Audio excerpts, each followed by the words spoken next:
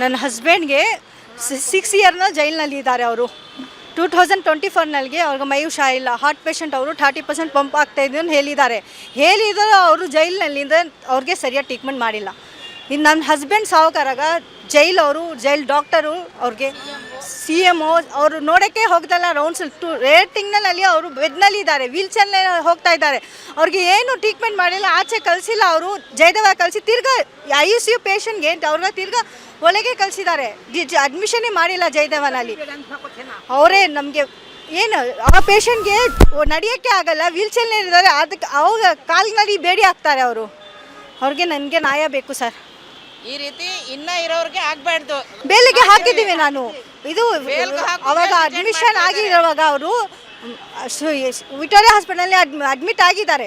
9 ತಿಂಗಳು ಸೆಕ್ಷನಲ್ಲಿ ರಿಜೆಕ್ಟ್ ಮಾಡಿದ್ದಾರೆ. 7 ಮಂತ್ ಆಗಲಿ ರಿಜೆಕ್ಟ್ ಮಾಡಿದ್ದಾರೆ ಅವರು. ಅಷ್ಟು ಕಾಯಿಲೆ ಇರೋರು ಗೊತ್ತು ಅವ್ರಿಗೆ, ಎಲ್ಲರಿಗೂ ಗೊತ್ತು, ಜೈಲುವರ ಇರೋದು ಅವ್ರಿಗೂ ಗೊತ್ತು. ಇವ್ರಿಗೆ ಸ್ವಲ್ಪ ನನಗೆ ನ್ಯಾಯ ಬೇಕು ಸರ್. ಜೈಲಿಗೆ ಹೋಗಿ ಇರೋದು 2022ನಲ್ಲಿ, ಅವರು 2024ನಲ್ಲಿ ಅವ್ರಿಗೆ ಮೈ ಹುಷಾರಿಲ್ಲ. ಅದು ಮುಂದೆ ಚೆನ್ನಾಗಿದ್ರು.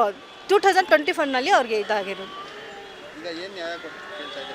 ನಾವು ನನ್ನ ಥರ ನ್ಯಾಯ ನನಗೆ ಸಿಕ್ಕಿಲ್ಲ, ಬೇರೆಯವ್ರಿಗೂ ಈ ಥರ ಆಗಬಾರ್ದು. 4 ಮಕ್ಕಳು ಇದ್ದಾರೆ. ಇದಕ್ಕೆ ಇಲ್ಲ ಅವ್ರು ಏನು ಹೇಳ್ತಾರೆ, ನಾವು ಇಲ್ಲ ಒಳಗೆ ನೋಡ್ಕೋತೀನಿ ಹೇಳ್ತಾರೆ. ಜಯದೇವ ಟ್ರೀಟ್ಮೆಂಟ್ ನಡೀತಾ ಇದೆ, ಮೆಡಿಸಿನ್ ಕೊಡ್ತಾರಲ್ಲ, 5,000 ರೂಪೀಸ್ ಅವ್ರ ಮಂತ್ಲಿ ಮೆಡಿಷನ್. 8 ಮೆಡಿಸಿನ್ ತಿನ್ನಬೇಕು ಅವ್ರಿಗೆ.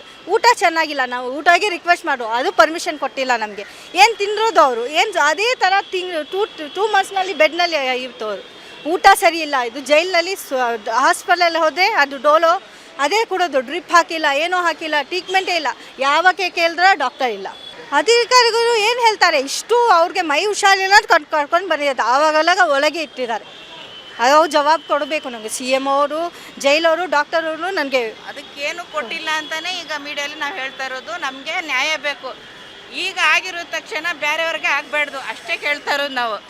ಈಗ ಅಂದರೆ ಡೌಟ್ ಕೇಸಲ್ಲಿ ಕರ್ಕೊಂಡು ಹೋಗಿದ್ದಾರೆ.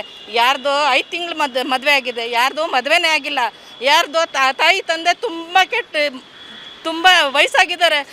ಆ ಮಕ್ಕಳಿಗೆಲ್ಲ ತಳ್ಕೊಂಡು ಹೊಂಟೋಗ್ಬಿಟ್ರೆ ನಾವೆಲ್ಲ ಏನು ಮಾಡಬೇಕು ಹೇಳಿ? ನ್ಯಾಯ ಬೇಕು ನಮಗೆ. ಡೌಟ್ ಕೇಸಲ್ಲಿ ಅಂದ್ರಲ್ಲ, ಆ ಡೌಟ್ ಕೇಸಲ್ಲಿ 6 ವರ್ಷ 7 ವರ್ಷ 8 ವರ್ಷ 10 ವರ್ಷ ಆಗಿದೆ, ಇನ್ನೂ ಏನು ಪ್ರೂಫ್ ಸಿಕ್ಕಿಲ್ಲ ಅಂದರೆ ಬೇಲ್ ಕೊಡಬೇಕು, ಇಲ್ಲದೆ ಕಳಿಸ್ಬೇಕು. ಅಷ್ಟೇ ನಮ್ಮ ನ್ಯಾಯ ಬೇಕಾಗಿದ್ದು, ಇನ್ನೇನಿಲ್ಲ. ನಮ್ಮ ಮಕ್ಕಳು ನಮಗೆ ಬೇಕು, ಅದೇ ನ್ಯಾಯ ಕೇಳ್ತಾ ಇರೋದು ನಾವು. ಈಗ ನಮ್ಮ ತಮ್ಮನಿಗೆ ಆಗಿದ್ದಿಲ್ಲ, ಆ ರೀತಿ ಯಾರಿಗೂ ಆಗಬಾರ್ದು ಅಂತ ನಾವು ಕೇಳ್ತಾ ಇರೋದು ಅಷ್ಟೇ. ಇದೇ ನ್ಯಾಯ ಕೇಳ್ತಾ ಇರೋದು ನಾವು. ಯಾಕೆ ಬೇಲ್ ಕೊಡ್ತಾ ಇಲ್ಲ, ಯಾಕೆ ಪ್ರೂಫ್ ಸಿಗ್ತಾ ಇಲ್ಲ, ಅದೇ ಕೇಳ್ತಾ ಇರೋದು ನಾವು. ಇಷ್ಟು ವರ್ಷ ಆಗಬೇಕಾ ಪ್ರೂಫ್ ಕೇಳೋಕ್ಕೆ? ನೀವೇ ಹೇಳಿ. ನ್ಯಾಯ ಇಲ್ಲ, ಯಾರು ನ್ಯಾಯ ಕೇಳೋರಿಲ್ವಾ? ಅಧಿಕಾರಿ ಇಲ್ವಾ? ಲಾಯರ್ ಅವ್ರು ಇಲ್ವಾ? ಜಡ್ಜ್ ಇಲ್ವಾ? ಯಾರೂ ಇಲ್ವಾ ನಮ್ಮ ಕಡೆಯವರು? ಅದೇ ಕೇಳ್ತಾ ಇರೋದು ನಾವು ಅಷ್ಟೇ, ಇನ್ನೇನು ಇಲ್ಲ.